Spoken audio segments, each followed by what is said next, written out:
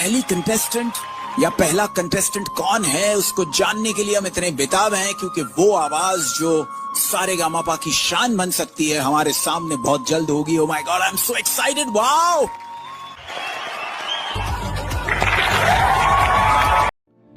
नमस्ते सर।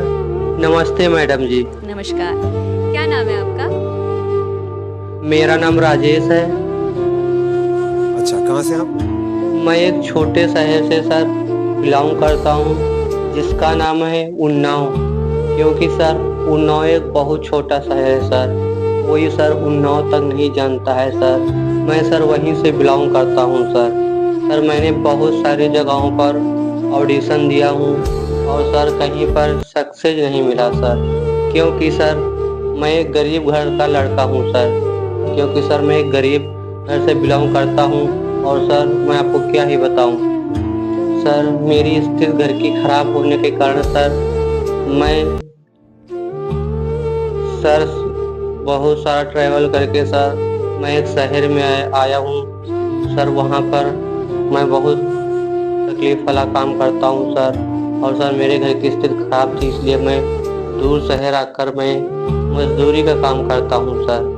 वहीं पर सर पैसे जो इकट्ठा होते हैं उसी से मेरा गुजारा होता है सर।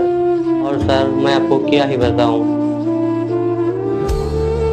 और सर जो पैसे इकट्ठे होते हैं सर, वो पैसे मैं जो जड़ कर अपने घर भेजता हूं और सर अपना पेट पाल लेता हूं। और सर मेरे पापा की तबीयत खराब रहती है तो सर मैं सारा पैसा वहां पर भेज देता हूं और उसी से खर्चा पानी चल जाता है सर। और सर मैं जो काम करता हूँ वो ट्रेनों से बोरा उतारता हूँ और ट्रकों में ला देता हूँ सर वही काम करता हूँ मैं। और सर जब मैं काम करते करते थक जाता हूँ, जब मैं बैठ जाता हूँ, शैतानी लगता हूँ तब सर मैं थोड़ा बहुत गाना गुनगुना लेता हूँ। तो सर वहीं के एक व्यक्ति ने कहा, आप इतना अच्छा गाते हो, कहीं ऑडिशन क्यों नहीं देते हो? तो मैंने कहा मैं गरीब घर का लड़का हूँ, मैंने पहले बहुत सारे जगहों पर ऑडिशन दिया था मैंने, लेकिन वहाँ पर कोई सक्सेस नहीं मिला। तो सर मेरे घर की स्थिति खराब हो गई तो मैं यहाँ पर मजदूरी करने आ गया। तो उस व्यक्ति ने बोला, अब मैं आपको कुछ पैसों की व्यवस्था कर दूंगा और आप जाइए ऑडिशन दीजिए, वहाँ पर आप सक्सेस हो जाएंगे। क्योंकि उस शो का नाम है इंडियन आइडल, वहाँ पर गरीबों के लिए ही इंडियन आइडल बना है।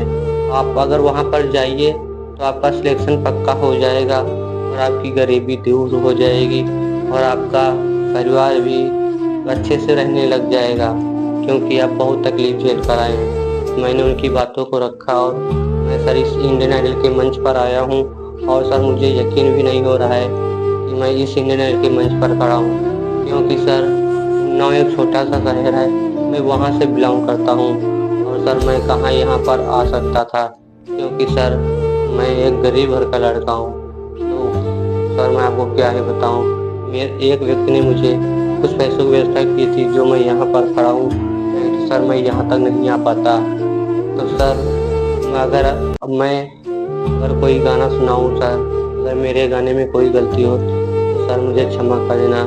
क्योंकि सर मेरे घर की बहुत स्थिति खराब है और सर मैं यहाँ पर आया हूँ क्योंकि सर अगर मैं सिलेक्शन हो गया सर, मेरे घर की स्थिति सही हो जाएगी और मैं एक अच्छा जीवन जीने लग जाऊंगा। क्योंकि सर मेरे पापा की तबीयत हमेशा ख़राब रहती है, उनकी दवा करानी पड़ती है सर। मैं कर्जा पानी लेकर दवा कराता था और सर मेरे ऊपर कर्जा बहुत सारा है और सर मैं इसी के दौरान मैं मेहनत करने लग गया।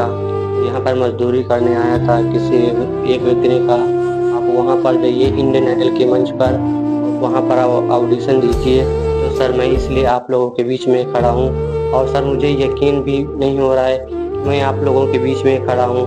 क्योंकि सर मैं पहले आपको टीवी या मोबाइल में देखता था और मैं भी सोचता था कि काश हम भी इस इंडियन आइडल के मंच पर जाता और मैं भी ऑडिशन देता। तो सर आज मैं फाइनली यहाँ तक आ गया हूँ और मुझे समझ में नहीं आ रहा और मेरा आपको क्या बताऊँ कि मैं यहाँ पर खड़ा हूँ।